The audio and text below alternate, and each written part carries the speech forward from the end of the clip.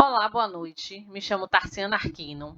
Vamos falar um pouco sobre nosso projeto de segurança desenvolvido para a Clínica Médica Impacto, que tem como principal objetivo cuidar da saúde e bem-estar das pessoas. Com uma equipe multidisciplinar altamente capacitada, a clínica possui 2 endereços, sendo a matriz localizada na Avenida Oceânica, número 45, em Ondina, Salvador, Bahia, e a filial na Rua Priscila Dutra, número 46, em Pitangueiras, Lauro de Freitas. A clínica localizada em Ondina, que é a matriz, tem a estrutura composta por consultórios, salas de procedimentos diversos e um ginásio de fisioterapia. A equipe é formada por ortopedistas, anestesistas, médicos acupunturistas, enfermeiros, fisioterapeutas, administradores e serviços gerais, que trabalham em conjunto para oferecer um atendimento de qualidade aos pacientes. Já a filial está em processo de ampliação e conta com especialistas em ortopedia, fisioterapia, administração e serviços gerais, que também se dedicam a proporcionar um atendimento de excelência aos seus pacientes. Com uma infraestrutura moderna e equipamentos de última geração, a Clínica Médica Impacto está empenhada em oferecer um atendimento de qualidade aos pacientes, sempre com foco na sua satisfação e bem-estar.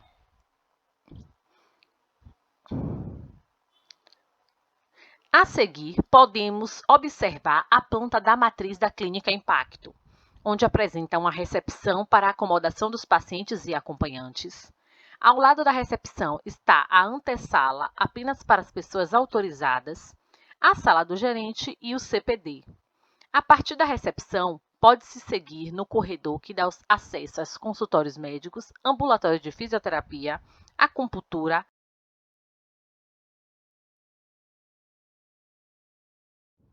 Já nessa imagem a seguir, podemos conferir a planta da filial da Clínica Impacto. É uma planta menor, com a recepção, banheiro e o CPD, apenas para funcionários que possuem a senha para acessar essa sala. Seguindo o corredor, tem acesso a um ambulatório de fisioterapia, sala de pilates, atendimento individualizado e a Copa, que também só tem acesso às pessoas autorizadas. Então, aqui meu nome é Liviaga, certo? Aqui na análise de risco a gente vai começar com uma avaliação de potencial de ataque. Esses são alguns dos bens que nós temos aqui na empresa, certo? E todos eles cadastrados tanto na matriz quanto na filial. É importante ressaltar que durante a análise para a empresa, no caso, nós podemos ver que temos diversos produtos diferentes, né? Que podem dar tanto na matriz quanto na filial, tanto quanto as atividades que podem ser listadas. Por exemplo, se os servidores estão expostos à internet, se as redes de publicação usadas, sim ou não, e a quantidade que nós temos em cada matriz ou filial, porque desse jeito a gente consegue definir quais aspectos podem ser vítimas de um possível ataque ou não. É importante listar qualquer tipo de privacidade que possa ser violada, tanto no meio físico quanto no meio lógico, tá bom? E nós vamos aqui agora para bens a proteger. Dentro dos bens a proteger, nós citamos os valores de cada componente da empresa, tá? E tudo que pode ser de hardware ou software separadamente. O preço do hardware, obviamente, sempre vai ser maior por contar com produtos mais caros, como os servidores, como os notebooks, os roteadores, os celulares, tudo que seja do bem da empresa em geral. E como eles precisam atender a demanda constante da empresa, de todos os funcionários, os bens precisam ser repetidos, o que acaba tornando o valor elevado. E assim como os hardwares também são importantes, os softwares que precisam estar atualizados e terem uma licença e serem todos patenteados e licenciados, comprados legalmente, eles também têm um valor elevado. E justamente por isso, eles também entram na condição da soma do investimento que a empresa tem, porque todo esse valor aqui é referente ao valor bruto da empresa, tá? De uma maneira geral, tudo que ela possa ser. E todos esses produtos que estão aqui listados, eles acabam agregando mais valor à empresa, pelo que elas são, tá bom? Seguindo aqui. Bom, nas ameaças nós temos 3 tipos: as ameaças físicas, as ameaças lógicas e as calamidades. Em um contexto geral, as ameaças são a forma com que podem ser repassadas as possíveis probabilidades de um ataque. Por exemplo, os softwares e os hardwares eles estão em ambientes distintos nesse aspecto. As ameaças lógicas são mais voltadas para o meio virtual da ação, e a ameaça física pode vir de pessoas que possam vir a invadir a segurança do meio físico mesmo, do espaço, do local, através de com o uso de força, violência ou algo do tipo. Já nas ameaças lógicas, quando nas calamidades, é uma coisa mais virtual. Podem vir ataques tanto de hackers, através de pessoas que têm um conhecimento e consigam atuar na área do software e consigam manipular os dados e se sobrepor às barreiras de segurança que nós temos. Bom, na análise de vulnerabilidade nós temos vários tipos. A gente tem a de confidencialidade, autenticação, integridade, controle de acesso e disponibilidade. Na análise de risco, é importante ressaltar que a função dela, de uma maneira geral, é poder ver em que ponto o sistema pode falhar e como o sistema vai falhar a partir desse aspecto. A confidencialidade traz sempre consigo o bem que os dados podem ter, como os dados podem ser seguros e como os dados têm que ser sobrescritos para que não possam ser vazados. Que constantemente a gente pode notar que um dos bens mais preciosos que uma empresa pode ter são os dados dos seus usuários, e por isso eles precisam ter confidencialidade e todos os aspectos e as maneiras com que a empresa vai poder lidar com esses dados para defender, tá bom? A autenticação, ela precisa ser imposta em vários níveis de hierárquicos diferentes dentro da empresa, já que um administrador e um usuário comum não podem acessar o mesmo ambiente, eles não podem ter os mesmos privilégios, o mesmo tipo de modificação e edição dentro da empresa especificamente, tá? Precisa que eles sejam divididos para que o administrador sempre consiga ser superior e controle a empresa de uma maneira geral. Junto a isso, nós também temos a integridade, tá? Que é a maneira com que essa informação vai ser passada adiante dentro da empresa. Principalmente a forma com que ela vai ser citada, a forma com que ela vai ser explicada. É importante que dentro da empresa e dentro de todo o contexto da clínica, as informações sejam explícitas de uma maneira simples e que passe verdade e veracidade naquilo que seja dito. Porque tão importante é os dados como também são importantes a integridade de uma maneira geral. O controle de acesso à disponibilidade vamos tratar do sistema operacional em si, um todo, tá? O controle de acesso vai estar voltado mais a qual pessoa pode acessar uma área, ou a qual horário, ou a quem pode seguir esse meio. Enquanto a disponibilidade vai tratar do sistema, o quanto tempo ele vai estar ali disponível para realizar tal ação, ou quais as medidas de segurança que ele vai tomar caso passe ou extrapole o tempo que esteja presente. Na medida da implementar da confidencialidade e tudo isso mais que eu citei acima, precisa explicar que dentro do meio confidencial é importante que a gente consiga traçar metas para que os contratos entre os próprios funcionários e os logotipos e edições e tudo que forem usados para a empresa sejam confidenciais e tenham informações que sejam mais seguras possível de uma forma que não seja vazada, e que isso pode ser feito até contratualmente com os próprios funcionários.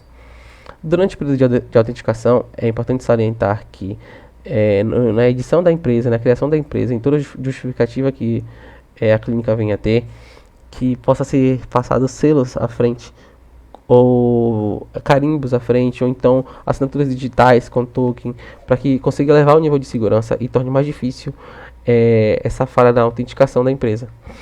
E do mesmo jeito que essa autenticação pode servir, a integridade também. Para a integridade ser efetiva a 100%, seria importante que as informações mais valiosas, que tiverem maior teor de dados ou maior teor de segurança, passe pelas mãos também de pessoas que sejam superiores e tenham esse cargo específico para poder checar toda a informação, dados, veracidade dentro do programa todo. E no controle de acesso e disponibilidade, a gente pode fazer de dois tipos diferentes. Nós poderíamos, como a empresa em si vai fazer, colocar toda a pauta de segurança na mesa, para que sejam definidos quem pode estar em qual lugar, quem pode acessar o local dos servidores, quem pode acessar o local dos bancos de dados, quem pode acessar uma área específica, que as divisões dentro da clínica sejam bem feitas e que uma pessoa só não seja responsável por acessar todos os dados ao mesmo tempo, a menos que seja um profissional de alto nível hierárquico. Enquanto a disponibilidade, é muito importante dizer que dentro do parâmetro do nível da empresa e da importância que ela tem, é indispensável alguns recursos de redundância, como geradores ou outros links de internet também, para que todo o fluxo de informações não parem durante a circulação e funcionamento da empresa, já que no nosso trabalho é indispensável e muito importante a presença da internet. Olá, eu sou Flávio Lucas e vim falar aqui sobre as ferramentas e técnicas as quais a gente está utilizando na Clínica Impacto. As ferramentas e técnicas são imprescindíveis para manter a rede segura, né? E para também garantir a integridade das informações e dos dados dos clientes. Nós aqui escolhemos 3 ferramentas e 3 técnicas para poder falar. Tem muitas outras ferramentas e técnicas que serão utilizadas lá, mas a gente optou só por essas 3 inicialmente. A primeira é o Nmap. O Nmap é uma ferramenta de exploração usada para identificar hosts e serviços na rede. Também pode ser usado para verificar portas abertas e vulnerabilidades. Às vezes você tem que verificar qual a porta está aberta, se tem alguma vulnerabilidade naquela porta. Um exemplo para a porta 80, ela é uma porta um pouco mais vulnerável. Você pode colocar na porta 8080, que é uma porta um pouco mais segura. Então ele vai informar quais são as portas abertas, quais são as vulnerabilidades. O outro serviço que a gente está colocando aqui, o AirCrack NG, é uma ferramenta de quebra de senha que pode ser utilizada para testar a segurança da rede sem fio. A rede sem fio que a gente está utilizando é uma rede AX, uma rede Wi-Fi 6. Ela tem uma penetração maior, né? Ele tem um tráfego de dados também maior, ele consegue ter mais informações, trafegar mais informações na rede. Um aparelho que a gente comprou para a clínica, ele separa a rede interna da externa. Então nós colocamos uma rede interna onde a gente coloca sem estar aparente, não vai aparecer a rede sem fio interna para as pessoas, e também tem um controle de MAC, né, para poder acessar. Então isso vai dificultar. A rede externa, a rede de clientes, a gente colocou uma senha, e essa senha periodicamente, mensalmente, será mudada. A gente também está utilizando o Wireshark, outra ferramenta. O Wireshark, ele é um sniffer de pacotes que permite que o usuário analisar o tráfego de rede e identificar atividades suspeitas. Um exemplo, se tiver um tráfego muito grande às 7h30 da manhã, qual o motivo desse tráfego muito grande às 7h30 da manhã, se a clínica só abre 8? Então é uma maneira de você verificar se está tendo alguma invasão, ou de repente um tráfego muito grande de madrugada. De madrugada a clínica não funciona. Então pode-se ver também através disso uma invasão que já esteja lá. Você vai pegar os logs, ver quem foi que acessou, aonde acessou, e verificar se realmente é uma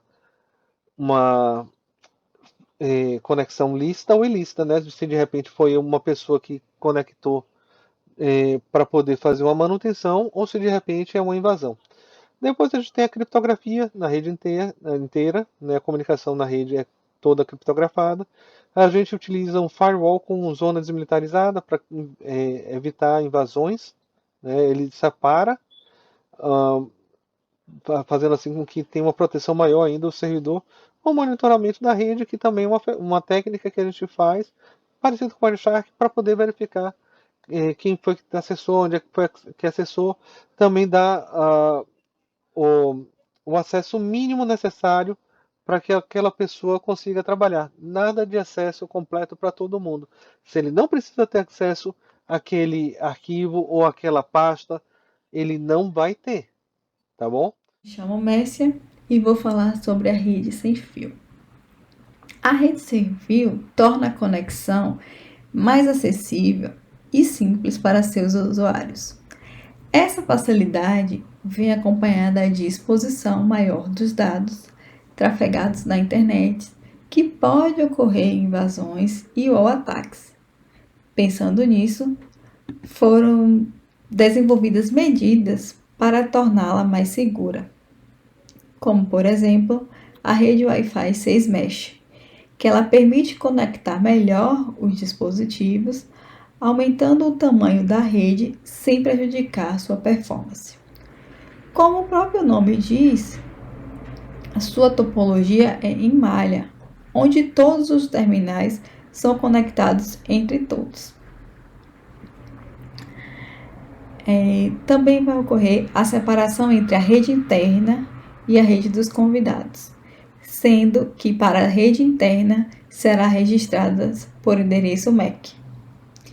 E para a rede de convidados será obrigatoriamente a troca mensal das senhas. Será proibido a conexão através do WPS. Isso vai fazer com que os clientes solicitem a senha e as pessoas que estejam próximas à clínica não se conectem à rede. Então, com isso, nós encerramos o nosso trabalho.